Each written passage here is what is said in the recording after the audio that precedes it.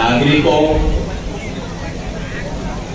मंच पर उपस्थित इस इलाके की सरदारी, तमाम पक्षों से आए हुए गणमान्य नेतागण, बुजुर्गों, भाइयों, बच्चों और विशेष तौर पे यहाँ आई हुई मेरी बहनों, माताओं और बेटियों, एक बात कह दूं शुरुआत में मैं अपनी बहनों के नाम, किसी भी आंदोलन में, किसी भी संघर्ष में समाज साथ है या नहीं, वो देखने के लिए मेरा एक ही पैमाना है। मैं इधर नहीं देखता ये देखने के लिए कि आंदोलन कितना मजबूत है, मैं उधर भी उतना नहीं देखता। मैं देखता हूं कि आंदोलन में बहनें, माताएं, बच्चियां शामिल हैं कि नहीं। जिस आंदोलन में मुझे दिख गया कि भाई ये तो आम घर से आई हुई औरत है, बच्चे को छोड़ के आई है और इसके मन में चिंता है कि अच्छा बाद में जाके पशु को देखना है, खाना बना के आई है, दूसरे टाइम के खाने की चिंता है, और अगर वो बहन आई है यहाँ पे, इसका मतलब आंदोलन के साथ पूरा समाज खड़ा है। और मेरा अनुभव ये कहता है, जिस आंदोलन के साथ महिलाएं खड़ी हो जाएं, वो आंदोलन कभी फेल हो ही नहीं सकता। तो आप सबको बधाई, आप सबको भी बधाई कि आंदोलन को आपने 13 दिन के इस धरने को इस मोड़ पे पहुंचाया कि समाज साथ है, और समाज साथ है तो विजय निश्चित ही आपकी होगी।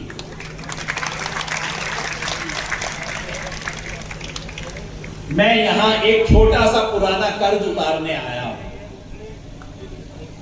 आज से 7 साल पहले हमारे साथियों ने और मैंने मिलकर इस इलाके में पद यात्रा की थी। इलाके में पानी के सवाल को लेके, शराब इतनी जो बढ़ गई है उसके, दारू के सवाल को, दारू को कैसे रोका जाए इस सवाल को लेके, और इलाके की जो समस्याएं हैं उसको लेके एक पद यात्रा की थी। गांव-गांव 10 दिन तक हम पैदल गांव-गांव में घूमे थे। और आप जानते हो इलाके में जो माहौल है, लोग पीछे से शाम को आके तो कहते थे भाई साहब सही बात कह रहे हो, लेकिन दिन के टाइम आके सपोर्ट नहीं करते थे। डर था लोगों को। अब हम 50 साथी घूम रहे थे, रात को ठहरने की जगह चाहिए थी, तो लोग इधर उधर देख रहे थे कि भाई साहब काम तो बहुत अच्छा कर रहे हो, लेकिन हम सब हिंदुस्तानियों की ये फितरत है कि भगत सिंह जरूर हो, मेरे घर में ना हो, पड़ोसी के घर में हो जाए। तो ऐसा ही माहौल था हमारे यहाँ पे भी। लेकिन उस वक्त रामगढ़ भगवानपुर के साथियों ने, सरपंच साहब के परिवार ने, अतर सिंह जी के परिवार ने, अनिल भाई के परिवार ने, इन लोगों ने रात को हमारी यात्रा को रुकने के लिए आमंत्रित किया, जगह दी, खाना दिया, प्यार दिया, सहारा दिया। आज मैं उसका कर्ज उतारने के लिए आपके बीच में आया।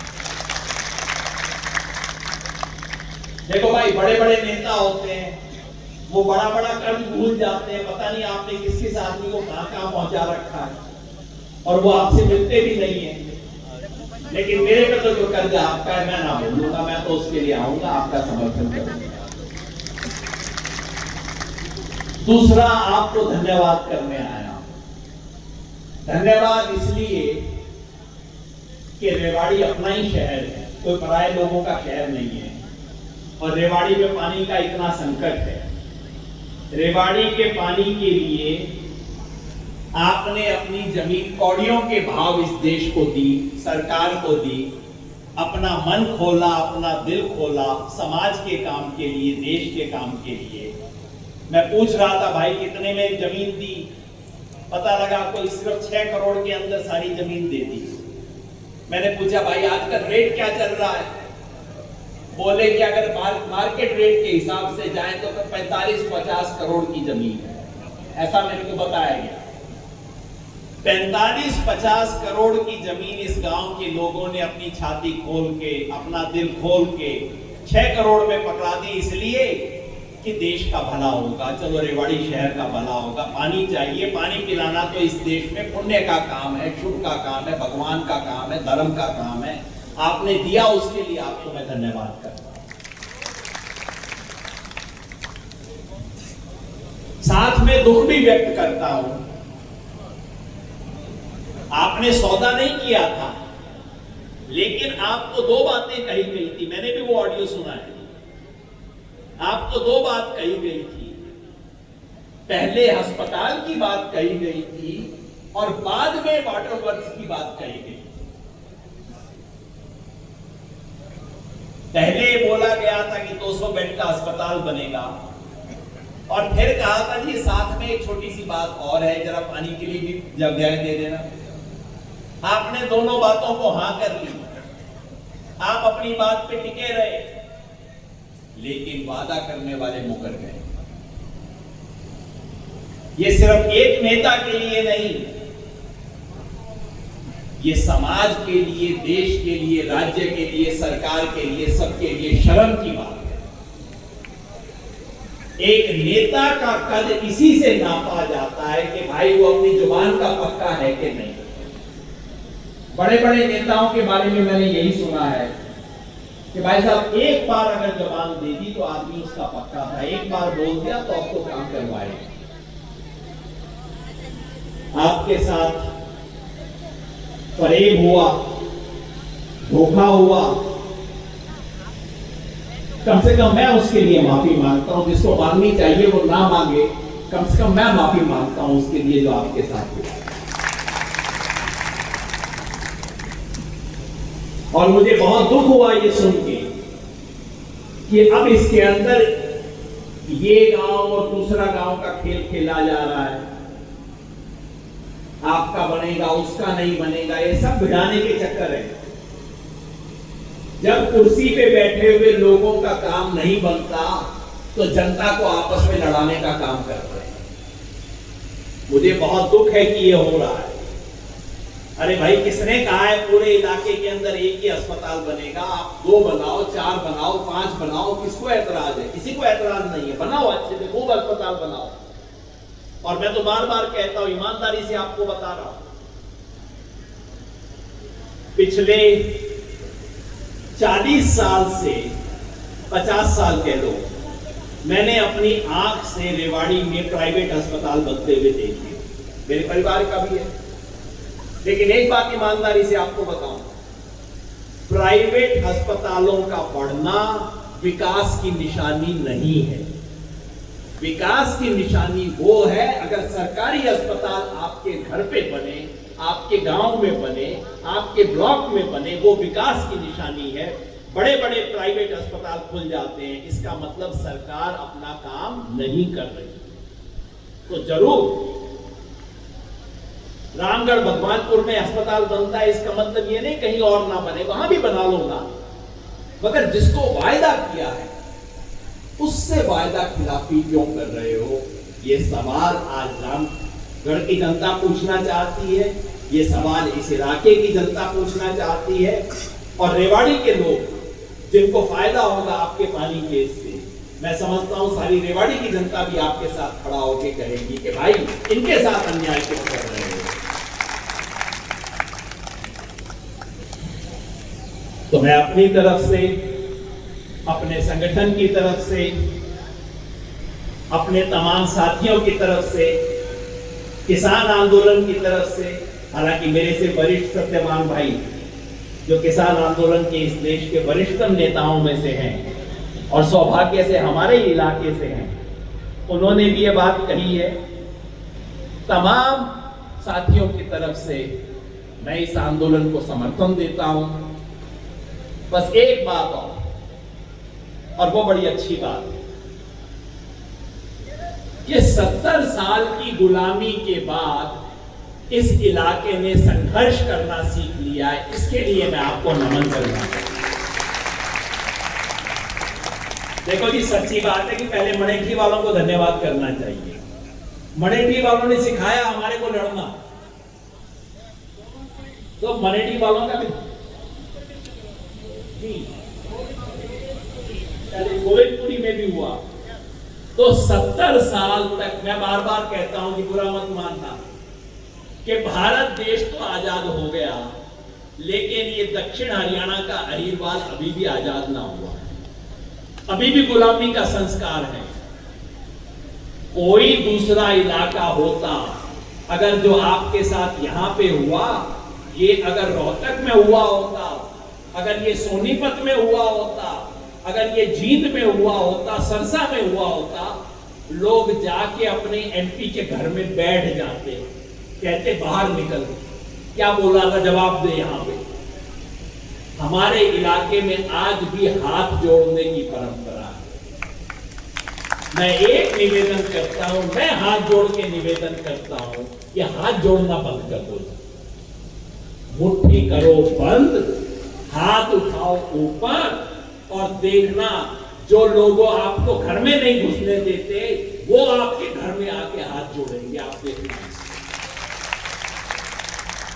तो इस इलाके में संघर्ष करना सीख लिया है, और जब संघर्ष करेंगे तो बड़ी बड़ी राजशाही पत्ते की तरह हवा में उड़ जाएगी, क्योंकि इस इलाके की राजशाही को खत्म करना, मेरे को किसी परिवार से कोई दिक्कत नहीं है, राजशाही से दिक्कत है। राजशाही को खत्म करना हमारे इलाके में लोकतंत्र लाने के लिए जरूरी है।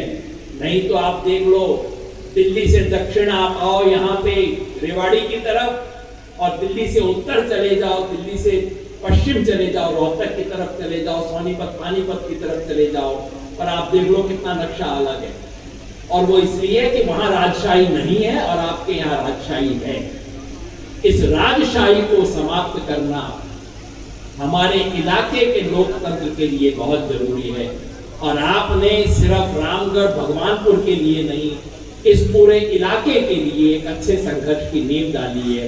उसके लिए आपका धन्यवाद करता हूं, और एक अनुरोध करता हूं सबसे कि हाथ उठा के मुट्ठी बंद करके नारा लगाइए, लड़ेंगे, और जिससे जीतना है बोलना जीतेंगे, लड़ेंगे लड़ेंगे लड़ेंगे।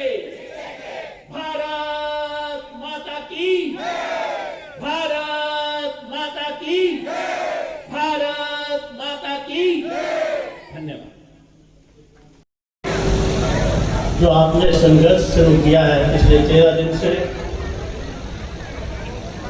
वो ये दर्शाता है आपकी संख्या और जोश को देख करके, जैसे योगेंद्र जी ने बताया कि जब माताएं बहनें संघर्ष में शामिल हो जाए तो ये समझो इलाके का संघर्ष, इसलिए कामयाब तो आपने होना है। और योगेंद्र जी ने बड़ा विस्तार से बताया, अस्पताल कहीं भी खुले, आपका भी खुले तो और भी खुल जाए। लेकिन मैं योगेंद्र जी एक बात कहना चाहता हूँ कि मुझे नहीं लगता ये खोलने वाले हैं, ये इनको लड़ा के कहीं खोलेंगे ही नहीं अस्पताल। इनकी ये हालत, इन्होंने बहुत जगह ऐसे करते हैं कि 2 गांवों को लड़ा दिया, आप कहेंगे भाई तुम तो लड़ाई कर रहे हो तो तुम समझौता करो बैठ के, नहीं तो हम इसको वहां ले जा रहे। ये इनकी ये भी चाल होती है। और जननेता किसको उसको कहते हैं जो जनता का नेता हो। ये तो आपने खुद ही बता दिया, राजशाही के नेता है, और कोई आपसे छुपी हुई बात नहीं है। आपको बनाते हुए कितने साल हो गए, नेता तो आपने ही बनाए, और जब आप मिलने जाओ तो मिलने का समय नहीं होता। समय की कमी नहीं है, कमी इस बात की है कि राजा और प्रजा में जो संबंध है वो आपको प्रजा ही समझते हो, इसलिए मिले तो फिर आप सलाह दोगे ना, आपकी सलाह ही किसी की बर्दाश्त नहीं करते, ये तो हुक्म जारी करते। और मैं तो एक बात है, आप बहुत भोले हो, आप इनको हमसे सब से ज्यादा जानते हो। इनसे कभी काम की मत करा करो। अगर काम मांग लोगे तो ये नाराज हो जाएंगे। ये तो सत्ता का सुख भोगने के लिए है। इनको बनाओ, सत्ता पे काबिज हो जाए, आपकी वोट की ताकत से कुर्सी हथिया लें और मौज करें। काम करने के लिए नहीं है। इनसे काम, जिसने भी काम मांगा उसी से नाराज हो गए। आप देख लो, इनका इतिहास है। इसलिए सावधान हो जाओ। और मैं एक बात और कह रहा हूं, अगर आपका संघर्ष बता रहा अस्पताल आपका खुलेगा, और जब खुलेगा तो आप इस उन्हीं की जय बोलने जाओगे। देखिए तब मैं आज पता चला, ऐसी हालत करेगी। तो अपने आदमी भेज देगा, राज साहब ने तो बनवाए, जाओ उनका धन्यवाद करने जाओ, और तुम धन्यवाद करने जाओगे। देख लो, आज बता के जा रहा हूँ। इसलिए इनसे सावधान हो जाओ। अपने और पराये में अंतर करना सीख जाओ। अपना वो जो हमारे काम आए, जो हमारे जैसा हो, हमारे दुख दर्द में शामिल हो, जो हमारी तकलीफ को समझे कि गांव में रहने वाले हमारे भाइयों और बहनों को किन किन कठिनाइयों का सामना करना पड़ता है और किस प्रकार से उनका समाधान किया जा सकता है, उनकी पहचान करो। इनको बार बार वोट देते रहे। मैं तो बहुत शुरू से लड़ाई लड़ रहा हूँ इस बात की कि इस राजशाही को खत्म किया जाए और आम आदमी का राज सही राज में लाया जाए। लेकिन जब चुनाव आता है तो मेरे खिलाफ तो सारे इकट्ठे हो जाते हैं। पता ना जो बढ़ गया ना तो खरा रास्ता बंद हो जाएगा आगे, इसलिए मेरे को रोकने लग जाए। तो इनसे सावधान रहो, सब एकजुट रहो। इलाके का फायदा करना चाहते तो इनसे जुड़वाओ और अपनी मांग अपनी खुद मंजूर करो। संघर्ष को जारी रखना। मैं आपको अपना समर्थन, अपनी पार्टी की तरफ से भी आपको समर्थन देने आया हूँ। और हमें इस बात पर कोई एतराज नहीं है किस गांव में खुले, आपका भी खुले, दूसरे में भी खोल दो, कोई दिक्कत नहीं है। बाकी मुझे डर है कि ये कभी दोनों में ना खोले।